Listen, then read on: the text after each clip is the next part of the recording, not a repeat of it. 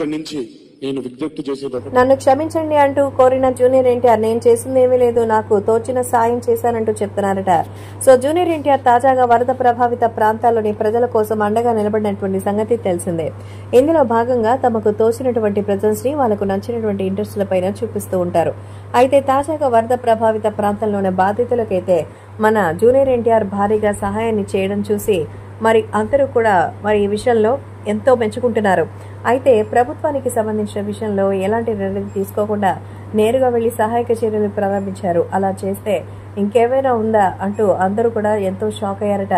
కానీ ఇప్పుడు మాత్రం వాళ్ళని సపరేట్ గా అయితే వేయాలని ఎదురు చూస్తున్నట్టుగా సమాచారం. కాబట్టి సోషల్ మీడియాలో సైతం ఎంతో సెన్సేషన్ గా మారుతోంది.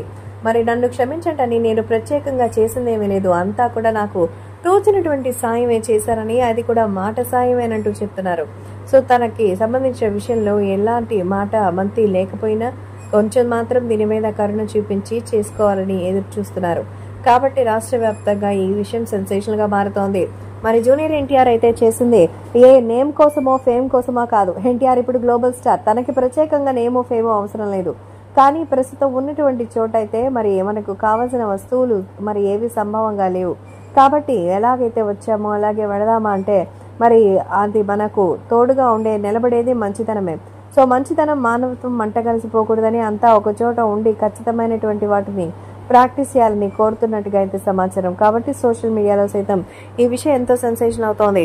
అల్లు అర్జున్ ఇంకా చాలా మంది తనను చూసి ఫాలో అవడం కూడా చాలా గొప్ప విషయం అంటూ మెచ్చుకున్నారు. ఏది ఏమైనా మన హీరోకి సంబంధించిన విషయం మాత్రం మనం ఎంతో సస్పెన్స్ లో ఉంచుతాము. కానీ మన ఎన్టీఆర్ గురించి ఎలాగోలో తెలిసిపోయింది. కానీ ఎన్టీఆర్ కేవలం తన తల్లికి సంబంధించినటువంటి విషయంలో బంగారు జడని మరి అందించినట్టుగా అయితే సమాచారం. ప్రస్తుతం ఈ విషయం కూడా సోషల్ మీడియాలో సైతం ఎంతో సెన్సేషన్ గా మారుతోంది.